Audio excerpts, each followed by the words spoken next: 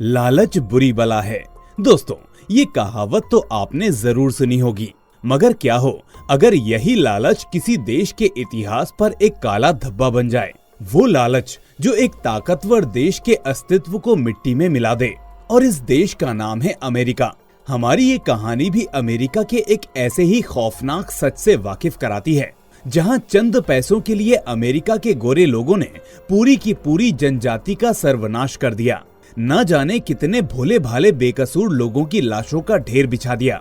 और ये खूनी खेल तब तक नहीं रुका जब तक FBI ने इस केस को अपने हाथों में नहीं ले लिया। और फिर जो सच दुनिया के सामने आया, उसे सुनकर हर अमेरिकी आज भी शर्म से पानी पानी हो जाता है। यही वजह रही कि जब इस कहानी को फिल्मी पर्दे पर उतारा गया तो इसमें 4 ऑस्कर विजेताओं ने काम किया, ताकि कहानी का कोई भी कोना भूल से भी छूट ना पाए। मूवी का नाम है the killer of the flower moon और इसके डायरेक्टर हैं मार्टिन स्कॉर्सेज़ी, जिन्हें हॉलीवुड का भगवान कहा जाता है। लेकिन कहानी शुरू करने से पहले आपको बता दें कि आप सबकी लाखों गुजारिशों पर आखिरकार हमने एक नया सीरीज चैनल शुरू कर दिया है, जहां आपको साउथ की एक से बढ़कर एक धमाकेदार सीरीज देखने को मिलेंगी।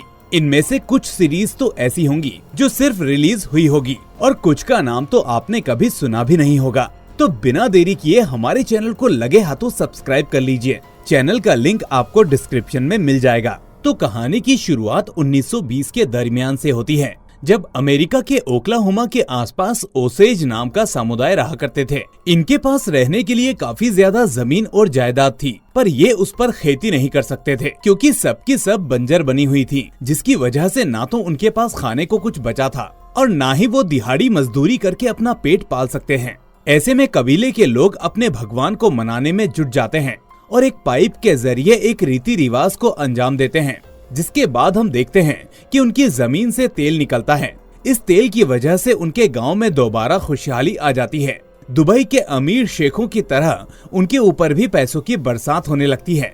वो सरकार से तेलों के बदले इतना तगड़ा मुनाफा लेते हैं कि वो गोरे अमेरिकियों से भी अमीर हो जाते हैं। इनकी अमीरी को देखकर जो लोग इनको हमेशा धुतकारते थे, वो उनसे निगाह तक नहीं मिला पाते। यहाँ तक कि सभी उनकी काफी इज्जत करने लगे थे और अपने घर की छोटी मोटी पार्टियों में भी बुलाने लगे थे। ये लोग ओक्लाहोमा के बड़े बड़े मकानों में रहने लगते हैं, लेकिन अचानक उनके परिवार के लोगों की धीरे धीरे मृत्यु होने लगती है।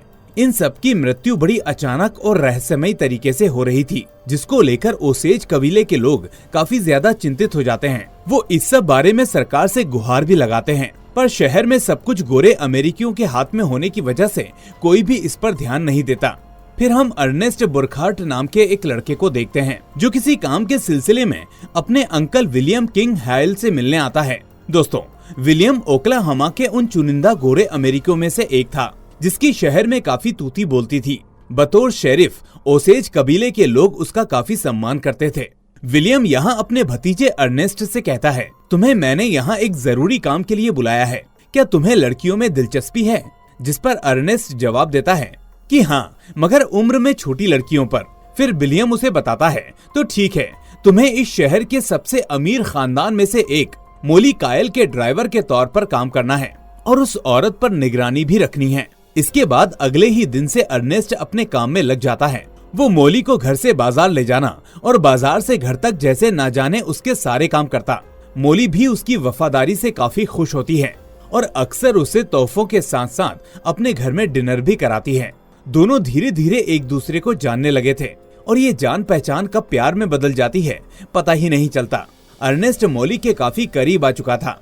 वो उसे शादी के लिए प्रपोज भी करता है, जिसके बाद वो दोनों खुशी खुशी शादी कर लेते हैं। यहाँ आपकी जानकारी के लिए बता दें दोस्तों, इस कबीले की ज्यादातर महिलाओं की शादी गोरे अमेरिकियों से ही होती थी और ऐसा इसलिए था क्योंकि गोरे अमेरिकी पहले उनको अपनी जाल में फंसाते और फिर उनसे शादी करने के बाद उन्हें मारकर सारी संपत्ति अपने नाम कर लेते। यहाँ पर हमें मोली के लंबे चौड़े परिवार के बारे में पता चलता है, जहाँ पर उसकी 3 बहनें एना, रेटा और मिनी होती है। मिनी काफी दिन से बीमार चल रही थी। वो अंकल विलियम के पास आती है और उनसे कहती है कि मैं मरना नहीं चाहती हूँ, जिस पर अंकल विलियम उसे विश्वास दिलाते हैं कि वो उसे कुछ भी नहीं होने देंगे, चाहे इसके लिए उन्हें दुनिया के कितने भी बड़े डॉक्टर को क्यों ना लाना पड़े। लेकिन अंकल विलियम चाहकर भी कुछ नहीं कर पाते और कुछ दिनों बाद उसकी मृत्यु हो जाती है। मिनी की मृत्यु तो हो चुकी थी दोस्तों, पर यहाँ सबसे गजब बात ये थी कि किसी को भी नहीं पता था कि आखिर उसके मरने के पीछे का असली कारण क्या था। सभी लोग इस मौत से काफी दुखी थे। वहीं अंकल विलियम अर्नेस्ट के पास आते हैं और उसे बताते हैं कि मिनी के मरने के बाद उसकी सारी संपत्ति उसके पति बिली की हो गई और अगर हम उसके पति को मार दें तो यहाँ सब कुछ मॉली के नाम हो जाएगा और फिर मॉली का क्या करना है ये तुम्हें अच्छे से पता है। हालांकि अर्नेस्ट इसके लिए मना कर देता है क्योंकि वो बाप बनने वाला था और ऐसी परिस्थितियों में मॉली के साथ कुछ भी करना उसे सही नहीं लगता। मगर यहाँ हमें इनकी बातों से ये जरूर समझ में आ गया था कि यहाँ दोनों चाचा भतीजे मिलकर ओसेज समुदाय का खात्मा करने में लगे हैं। दोस्तों, सिर्फ अर्नेस्ट ही नहीं, उसका भाई बायरोन भी विलियम के साथ इसी प्लान पर काम कर रहा था और वो मॉली की बहन एना का पति होता है और उसका भी इरादा कहीं से भी नेक नहीं था। अपनी बहन के गुजर जाने के बाद मॉली अपनी माँ की देखभाल का सारा जिम्मा अपने कंधे पर ले लेती है। एक रोज उसकी माँ उससे कहती है कि ये गोरे लोग कहीं से भी हमारे हितैषी नहीं हैं, क्योंकि जब से ये हमारे शहर में आए हैं तभी से हमारे यहाँ लाशें बिछ रही हैं। हमें इनसे बचकर रहना चाहिए। मगर मॉली को अपनी माँ की बात बुरी लग जाती है क्योंकि उसका पति भी उन्हीं लोगों में से एक था और उसके बाद वो वहाँ से गुस्से में उठकर चली जाती है। एक दिन अर्नेस्ट अपने भाई को एना के साथ घूमने के लिए शहर भेजता है, मगर अगले रोज एक बुरी खबर उसका इंतजार कर रही होती है। दरअसल दोस्तों, एना को किसी ने मारकर जंगल में फेंक दिया था। ये सुनकर मॉली फूट फूट कर रोने लगती है। उसे समझ में नहीं आता कि आखिर ये सब क्या हो रहा था, या फिर ये एक साजिश है जिसके चलते उसकी सारी बहनों की मौत एक एक करके हो रही है। इन सभी वारदातों को बंद करने के लिए ओसेज कबीले की एक मीटिंग होती है जिसमें मुखिया उस इंसान को पकड़ने का फैसला करते हैं जो एक एक करके उनके कबीले के लोगों को मार रहा है और इसके लिए $1000 का इनाम भी रखते हैं। यहीं बैठा विलियम भी अपने अपराध छुपाने के लिए मगरमच्छ के आंसू बहाते हुए कहता है कि जो कोई भी इंसान अगर उस खूनी का पता बताएगा या फिर उससे जुड़ा कोई सबूत देगा तो वो उसे $2000 का इनाम देगा। ये सुनने के बाद तो वहाँ पर विलियम के लिए जोर जोर से तालियां बजने लगती हैं। इस बात से अनजान उन बेचारों को क्या पता था कि जिस सांप को वो दूध पिला रहे हैं आखिर वही उनको डस रहा है। कबीले के लोग खूनी को पकड़ने के लिए एक जासूस की मदद लेते हैं और उसे इस काम के लिए एक मोटी रकम देते हैं, लेकिन जैसे ही वो असली खूनी का खुलासा कर पाता विलियम के लोग उस जासूस को भी मारकर ठिकाने लगा देते हैं। इन हादसों से मॉली को ये साफ हो गया था कि हो ना हो वो खूनी उनके आसपास का ही है। वो जहाँ जहाँ मदद के लिए जाती अर्नेस्ट साय की तरह उसके पीछे लगा रहता और सारी खबर विलियम तक पहुँचाता ताकि वो सतर्क रहे और सारे सुरागों को मिटा दे। एक दिन अर्नेस्ट ब्लैकी नाम के एक शख्स से मिलता है और उसे रीटा और उसके पति विल को मारने की सुपारी देता है ताकि ऐसा करने से उन दोनों की सारी संपत्ति उसकी पत्नी मॉली के नाम हो जाए। ब्लैकी उससे पूछता है कि वो इसके बदले उसे क्या देगा, जिस पर अर्नेस्ट उसे अपनी गाड़ी चुराकर भाग जाने की सलाह देता है और डील यहीं पर पक्की हो जाती है। इससे पहले कि ब्लैकी उन दोनों का कत्ल कर पाता वो किसी जुर्म में पुलिस के हत्थे चढ़ जाता है। अब शाम होती है और हम देखते हैं कि कहीं ना कहीं मॉली इन घटनाओं से बहुत परेशान थी। उसे विलियम अंकल पर भी शक था और जब ये बात वो अर्नेस्ट को बताती है तो वो उसे समझाता है, तुम बिल्कुल भी फिक्र ना करो, मैं इन सभी परिस्थितियों में तुम्हारे साथ कदम से कदम मिलाकर खड़ा हूँ और अगर इसमें मेरे अंकल का हाथ है तो मैं उन्हें नहीं छोड़ूंगा। जिसके बाद दोनों कुछ प्यार भरे पल गुजारते हैं और सुबह हो जाती है। दिन बीत रहे थे और ऐसा लगता है कि कहीं न कहीं अर्नेस्ट अब मॉली से प्यार करने लगा था। उसका दूसरा बेटा भी हो गया था और तभी एक दिन अंकल विलियम अर्नेस्ट को अपने साथ कहीं लेकर जाते हैं और उससे पूछते हैं कि पिछले 4 सालों से आखिर तुम वहाँ कर क्या रहे हो, क्या तुम हमारे मकसद को भूल चुके हो। अर्नेस्ट उनसे कहता है कि मैं अपनी पत्नी की जान नहीं ले सकता, वो मेरा बहुत ख्याल रखती है और मुझे बहुत प्यार करती है। ये सुनकर अंकल को काफी गुस्सा आ जाता है और वो उसे काफी मारते हैं।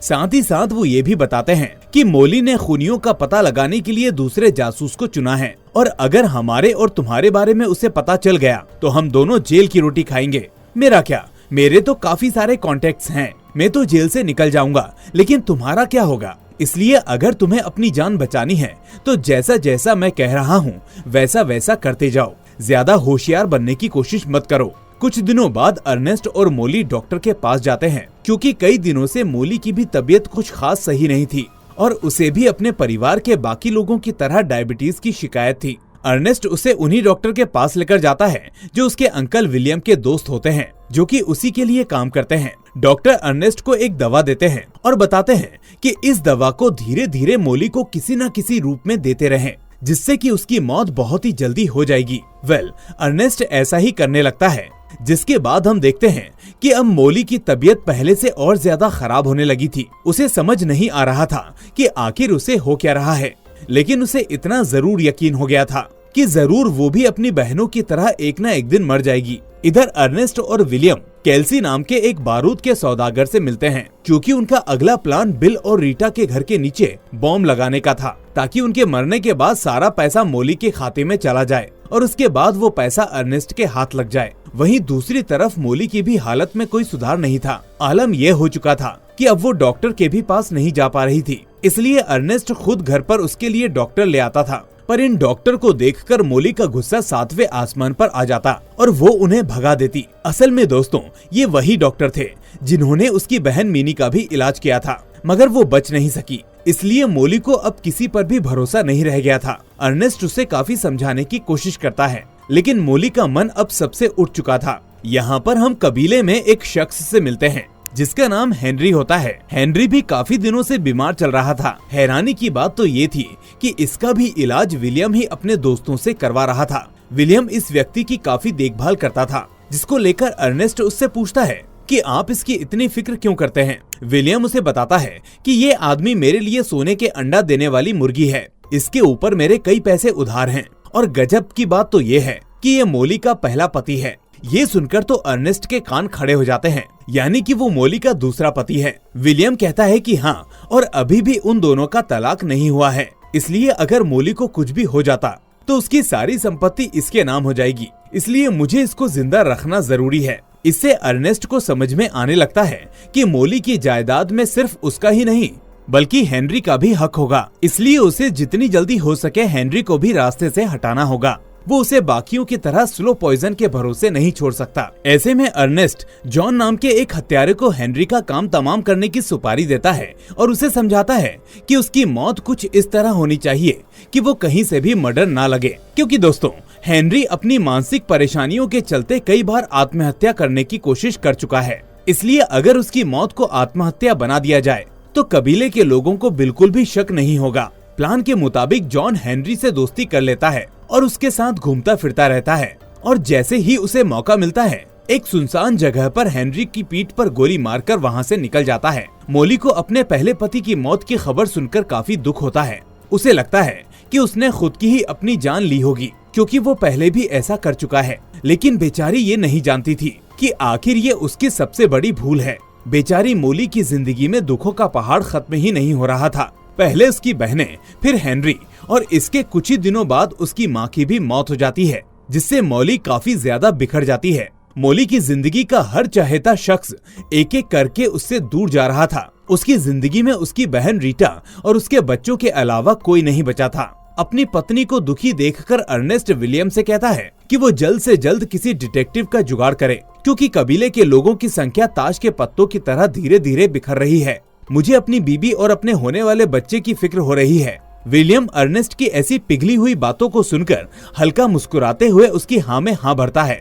माँ के जाने का गम अभी मोली के जहन से उतरा भी नहीं था कि एक दिन अचानक रात में उसकी बहन रीटा के घर पर एक बहुत बड़ा धमाका होता है, जिसमें उसकी मौत हो जाती है और उसका पति बिल बुरी तरह से घायल हो जाता है। ये हादसा इतना खौफनाक था कि इसे देखकर हर किसी का दिल दहल जाता है। अब अपने कबीले के लोगों की जान बचाने के लिए खुद मोली सामने आती है और अपने कुछ भरोसेमंद लोगों के साथ राष्ट्रपति से मिलने वॉशिंगटन डीसी जाती है। वहाँ देश के राष्ट्रपति को अपनी सारी समस्या बताती है और अपने यहाँ हो रही हत्याओं से भी उन्हें अवगत कराती है। लेकिन राष्ट्रपति उसकी बात पर कोई प्रतिक्रिया नहीं देते हैं, बल्कि सुनकर वहाँ से चले जाते हैं। मोली को लगता है कि अब उन्हें कोई नहीं बचा सकता, क्योंकि राष्ट्रपति भी उनकी मदद नहीं कर रहे हैं। लेकिन ऐसा बिल्कुल भी नहीं था, क्योंकि कुछ ही दिनों बाद उसके दरवाजे पर दस्तक होती है, और ये कोई और नहीं बल्कि शहर से इन्वेस्टिगेशन ब्यूरो की तरफ से आए हुए खास ऑफिसर थॉमस ब्रूस व्हाइट होते हैं। उन्हें मोली की बहनों के कत्ल और कबीले के लोगों के मरने की गुत्थी को सुलझाने के लिए खुद राष्ट्रपति भवन से भेजा गया था।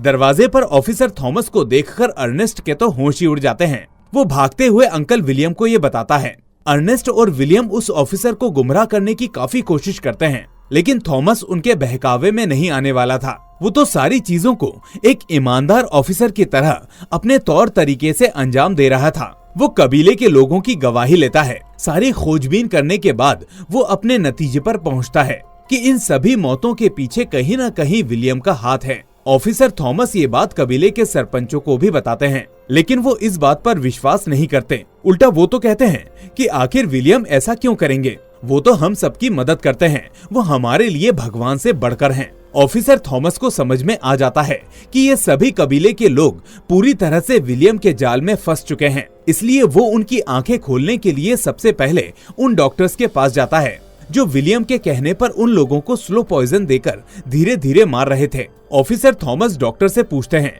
कि जिन जिन लोगों की मौत हुई थी, क्या तुमने उनका पोस्टमार्टम करने की एक बार भी जरूरत नहीं समझी? जिस पर वो झूठ कहते हैं कि हाँ, हमने पोस्टमार्टम किया था, मगर कुछ खास नहीं मिला। इसके बाद ऑफिसर थॉमस विलियम के पास पहुंचते हैं, उससे सवाल जवाब करते हैं, जिस पर वो कहता है कि उसे भी कबीले के लोगों की इस तरह मृत्यु हो जाने का काफी अफसोस है। इनफैक्ट वो तो खुद भी चाहता है कि असली खूनी जल्द से जल्द पकड़ा जाए। विलियम जब ऑफिसर थॉमस की बातों में खुद को फंसता हुआ महसूस करता है तो अपने व्यस्त होने की बात कहकर वहाँ से चला जाता है। विलियम जब खुद को फंसता हुआ देखता है तो उसे एक तरकीब समझ में आती है और वो सोचने लगता है कि अभी तक सिर्फ कबीले के लोग ही मर रहे थे, इस वजह से गोरों पर शक किया जा रहा है। ऐसे में अगर इन आला अधिकारियों से पीछा छुड़ाना है तो अपने भी कुछ लोगों का बलिदान देना पड़ेगा। बस फिर क्या था, वो अपने भी कुछ खास लोगों को मरवाकर उनकी दुकानें लुटवा देता है। पर उसे क्या पता था कि आगे चलकर विलियम का ये कदम उसके लिए ही मुश्किल भरा साबित हो सकता है, क्योंकि पुलिस अब और चौकन्नी हो जाती है। आखिर जान तो जान ही होती है, फिर चाहे वो किसी की भी हो। अपने आप को चारों तरफ से फंसता हुआ देखकर विलियम अर्नेस्ट से कहता है और उसे समझाता है कि तुम्हें घबराने की कोई जरूरत नहीं है, चाहे कुछ भी हो जाए, लेकिन उसका नाम किसी भी कीमत पर नहीं बोलना। बाकी तुम्हें जेल से छुड़ाने की गारंटी मेरी, पर अगर मैं भी तुम्हारे साथ फंस गया तो फिर तुम्हें कोई नहीं बचा पाएगा। अर्नेस्ट अपने अंकल से कहता है कि आप विश्वास करिए, मैं आपका कभी भी नाम नहीं लूंगा। जहां हमें दिखाया जाता है कि थोड़ी सी दूर पर खड़ा ऑफिसर थॉमस उन दोनों को देख रहा होता है और उसे समझ आ चुका था कि ये खेल क्या हो रहा है। अब ऑफिसर थॉमस अन्य जासूसों के साथ उन दोनों चाचा भतीजे पर लगाम लगाना शुरू कर देते हैं और उन पर एक एक पल की निगरानी रखते हैं। इधर मोली की भी हालत खराब हो रही थी। अगले दिन शक के आधार पर अर्नेस्ट को पुलिस दबोच लेती है और उसे थाने ले जाकर पूछताछ करती है, जहां पर पहले तो वो अपने आप को बेकसूर बताता है और कहता है कि उसकी पत्नी घर पर बहुत बीमार है, उसे जल्द से जल्द अपने घर पहुंचना है। मगर जब उसके सामने ब्लैकी को बैठाया जाता है तो उसके माथे से पसीने छूटने लगते हैं। दोस्तों, ब्लैकी वही शख्स था जिसको अर्नेस्ट ने रीता और उसके पति को मारने की सुपारी दी, लेकिन वो पुलिस के हाथ चढ़ गया था। यहाँ ब्लैकी तोते की तरह सब कुछ पुलिस की एक ही मार में उगल देता है, जिसके बाद सबका पर्दा फाश हो जाता है। पुलिस जॉन को भी पकड़ लेती है क्योंकि बाकी के अन्य खून उसने किए थे। वहीं जब कुछ एजेंट अर्नेस्ट के घर पर छानबीन करने के लिए आते हैं तो उन्हें मोली बेसुध पड़ी हुई मिलती है। मोली को आनन फानन में शहर के सबसे बड़े हॉस्पिटल में एडमिट करवाया जाता है, जिसके बाद ऑफिसर थॉमस अर्नेस्ट से कहते हैं, देखो, तुम्हारी सारी सच्चाई के बारे में हमें पता चल चुका है। हम तुम्हारे घर पर गए थे और तुम्हारी पत्नी को भी हमने अस्पताल पहुंचा दिया है। उसकी हालत बहुत ही ज्यादा खराब थी। आखिर तुम इतने दिनों से उसे अस्पताल में क्यों नहीं दिखा रहे थे? हमें शक है कि इसकी वजह भी तुम ही हो। शायद तुम उसे उसकी बाकी बहनों की तरह मारना चाहते थे, इसलिए तुम हमें अब सब कुछ सच सच बता दो। तुम ये सब किसके कहने पर कर रहे हो? वरना इन सभी मौतों की जिम्मेदारी तुम्हारी होगी और तुम्हें फांसी के फंदे पर चढ़ने से कोई नहीं बचा सकता। जब अर्नेस्ट के पास कोई भी रास्ता नहीं बचता तो वो ऑफिसर को सब कुछ सच सच बता देता है और अपने अंकल का भी नाम उगल देता है और उसके बयान पर उसके अंकल विलियम को भी पुलिस सलाखों के पीछे डाल देती है। काफी दिनों के अच्छे इलाज के बाद मोली की तबीयत में सुधार आने लगता है और वो धीरे धीरे ठीक होने लगती है। वहीं दोनों की इंक्वायरी के बाद अर्नेस्ट को कोर्ट में जज के सामने पेश किया जाता है, मगर अंकल विलियम का वकील 2 पैच लगाकर केस को कुछ दिनों के लिए स्थगित करा देता है। अब अंकल विलियम और उनके वकीलों को अर्नेस्ट से मिलाया जाता है, जहां पर वकील उसे बहलाता फुसलाता है और कहता है कि अगर तुमने अपने अंकल के बारे में कोर्ट में सब कुछ बता दिया तो फिर तुम और तुम्हारे अंकल दोनों ही फंस जाएंगे और मैं तुम्हें कभी जिंदगी में यहाँ से बाहर नहीं निकाल पाऊंगा। शायद पुलिस वाले तुमको मारे पीटे भी, लेकिन तुम किसी भी कीमत पर अपने अंकल का नाम मत लेना। बाकी मैं पूरी कोशिश करूंगा कि तुम्हें जल्द से जल्द जेल से बाहर निकाल सकूं। सिर्फ अंकल का वकील ही नहीं बल्कि उसका पूरा परिवार अर्नेस्ट के सामने हाथ जोड़ने लगता है ताकि वो अंकल की जिंदगी बख्श दे और उन्हें बुढ़ापे में जेल की रोटी ना खानी पड़े। अर्नेस्ट भी विश्वास दिलाता है कि चाहे कुछ भी हो जाए वो अंकल का नाम नहीं लेगा। जिसके बाद कोर्ट में सुनवाई का दिन आ जाता है। यहाँ कातिलों के सिलसिले में कई लोगों को गवाह बनाकर सबूत के तौर पर पेश किया जाता है, जिसमें अर्नेस्ट बुरी तरह से फंसता नजर आता है और अगली सुनवाई तक उसे जेल में डाल दिया जाता है। इस घटना को 3 महीने हो चुके थे। अर्नेस्ट अभी भी जेल में पड़ा हुआ था और तभी उसे खबर मिलती है कि एक बीमारी की वजह से उसकी बेटी की मौत हो जाती है। ये खबर सुनकर अर्नेस्ट को भी काफी धक्का लगता है। उसे यकीन नहीं होता कि वो जो दूसरों के साथ कर रहा था, भगवान वही सब अब उसके साथ करने लगा था। मोली भी उसकी असलियत जान चुकी थी और वो उससे दूरियां बना लेती है। अर्नेस्ट पूरी तरह से अकेला हो जाता है और इस घटना के बाद वो पूरे तरीके से बदल जाता है। अर्नेस्ट समझ चुका था कि ईश्वर के घर में देर है पर अंधेर नहीं। उसने अपने जीवन में जो पाप अपने अंकल के कहने पर किए थे, आज वो सभी का भुगत भोगी बन चुका है और वो अपनी जिंदगी की फिक्र ना करके वो कोर्ट में अपने अंकल की इस हैवानियत के ऊपर से पर्दा उठा देता है। वो जज को बता देता है कि उसके अंकल ने किस तरह शुरुआत से लेकर अंत तक कबीले के लोगों को एक एक करके मारने की शुरुआत की और इसमें उसकी किन किन लोगों ने मदद की। अर्नेस्ट भरी कोर्ट में रोने लगता है और अपनी बीवी से माफी मांगता है कि वो पैसे के लालच में आकर इतना अंधा हो गया कि उसे इंसान की कीमत का पता ही नहीं चला। वो भूल गया कि सच्चा प्यार क्या होता है, अपने बच्चों का सुख क्या होता है। सभी चीजों को उसने दौलत और शोहरत के आगे बेहद छोटा समझा, जिसकी सजा उसे आज मिल रही है। वकील उससे पूछता है कि क्या तुमने मोली से झूठा प्यार किया था, जिस पर वो कहता है कि नहीं, मैंने सब कुछ गलत किया, लेकिन मोली से कभी झूठा प्यार नहीं किया। हालांकि यहाँ पर भी अर्नेस्ट झूठ बोल रहा था क्योंकि उसे तो छोटी उम्र की लड़कियों में दिलचस्पी थी, जिससे हमें ये पता चलता है कि उसने सब कुछ पैसों की वजह से किया था। कुछ दिनों बाद हम देखते हैं कि एजेंट अर्नेस्ट और मोली को मिलवाते हैं, जहां मोली अर्नेस्ट से सिर्फ एक ही बात पूछती है कि क्या वो उसे जहर दिया करता था, जिस पर अर्नेस्ट इन हालातों में भी ना कहकर झूठ बोलता है। और ये सुनने के बाद मोली वहाँ से हमेशा हमेशा के लिए चली जाती है और कभी भी पीछे मुड़कर नहीं देखती, क्योंकि उसे पता था कि अर्नेस्ट ने दोबारा उससे झूठ बोला, जिसके कारण वो उस पर विश्वास नहीं करती। आखिर में दोस्तों, हमें एक रेडियो शो का दृश्य दिखाया जाता है जहां पर इस मर्डर मिस्ट्री के बारे में खुलासा हो रहा था। यहाँ बताया जाता है कि आखिर में कैसे उम्र कैद की सजा होने के बाद भी अंकल को 85 साल की उम्र में छोड़ दिया जाता है, क्योंकि उनकी काफी उम्र हो चुकी थी। उसके अलावा डॉक्टर के खिलाफ सबूत न मिलने की वजह से उन्हें भी रिहा कर दिया जाता है। और अंत में अर्नेस्ट जब अपनी पूरी सजा काट कर आता है तो मौली उससे तलाक ले लेती है और तीसरी शादी कर लेती है। हालांकि डायबिटीज के कारण मौली की जिंदगी ज्यादा दिनों की नहीं होती और 50 साल की उम्र के आसपास उसकी मृत्यु हो जाती है। फिर हम ओसेज कबीले वालों को देखते हैं जो कि किसी त्योहार की खुशियां मना रहे थे और अपनी जिंदगी में सब बेहद खुश थे। और इसी के साथ ये कहानी यहीं पर खत्म हो जाती है। तो दोस्तों, आज के लिए बस इतना ही। अगर आपको हमारी ये आज की वीडियो पसंद आई तो वीडियो को लाइक करके ज्यादा से ज्यादा शेयर करना ना भूलना। चैनल पर नए हैं तो इसे सब्सक्राइब करके नोटिफिकेशन बेल को भी दबा लेना। हम फिर हाजिर होंगे एक और ऐसी ही शानदार मूवी के साथ। Till then take care and thanks for watching.